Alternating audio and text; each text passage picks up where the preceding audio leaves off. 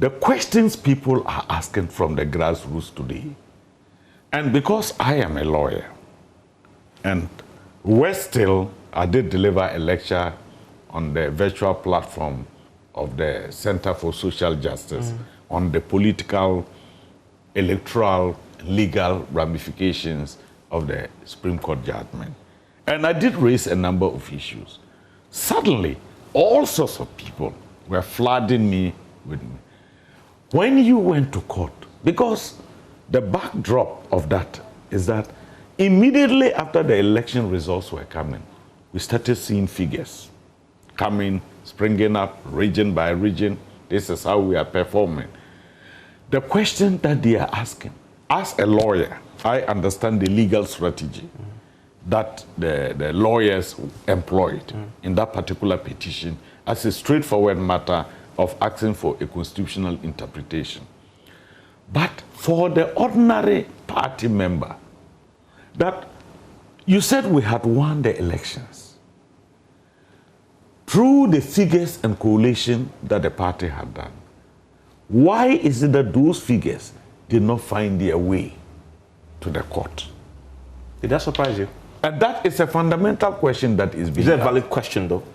It is a valid question because if you go back, and I still have a number of those figures, that in this region we got this, in this region we got it, you put all that together. We are running into a credibility problem here. When you take all those figures, and you take the figures that people are now talking about, again, very much like the Electoral Commission, there are discrepancies. There is only one way to answer this question. Come out and put it in the public domain. This is what we collated. This is what was the outcome. This is the margin by which we won. That has not been forthcoming. I suspect that your next thing is to ask the question about accountability. Yes, I'll come to that because there's a big thing in here because I think there's a... But and I will come to it. But all I'm saying is that, you see, the party is a grassroots party. Well, first of all, are you surprised that those details have not been forthcoming? I don't know whether people have them. They have put them out and I have not come across them.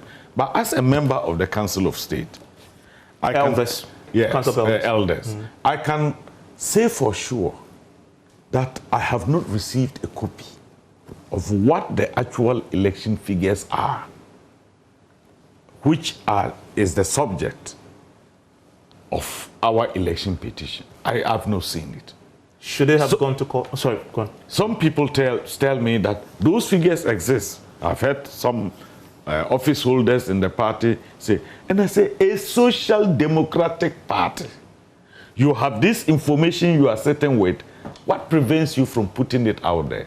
What prevents you from making it available to the grassroots so that some of us stop being harassed? Should it have gone? Most importantly, should it have gone to court?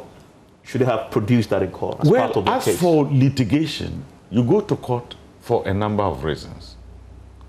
You go to court to win the case and get a reversal of what you think is an offensive conduct. You also go to court as a conversation with the public on what you perceive to be a wrong conduct. You go to court as a struggle in which a group of people are coming together to introduce a new conversation on democracy in this country. There are 3 levels at which you can go to court. The strategy for which we go to court is bound to be varied. So going to court, for me, is a constitutional imperative. That nobody would listen to you when the Constitution provides that if you are dissatisfied with the outcome of elections at the presidential level, the first immediate step to take is to go to court and challenge it. So it's a constitutional imperative. You had no choice. Otherwise, you should forever hold your peace. So going to court has a legal and constitutional basis. And I think that will those figures have helped your party's case in court? I don't know what the figures are. I mean, the figures that they promised and we all had. And that's what I'm saying. Until I know the figures, and I have seen it, the probative value of those figures needs to be evaluated. Assuming they had it, You expected it there? And what I'm saying is that because I have not seen it, I don't know the quality of it, the evidential value of it, and whether it could make a difference. So with your experience, what was your best guess when it didn't show up in court? When those figures didn't show up in court? Yeah, my worry actually initially was that, look, we need to be careful. Let's play the law's game, but let's also play the game of the mass of the people. The mass of the people don't understand your legal jargon and complications. You must, while the case is pending in court, run a parallel arrangement that keeps a conversation at the basic level with your constituents. If you find out clearly that it is not possible for you to come out, you don't give that impression that we won the elections. And the people are legitimately asking, by what margin and by what figures? They say, oh no, hold on. These are matters that are confidential to who? These are not matters that should be discussed publicly. And I don't know who now is the public and who are those who need to know these figures. Were you surprised your party lost the election petition? In all honesty. Yes, there are challenges with it. But surprised or not? No, there were a number of reliefs.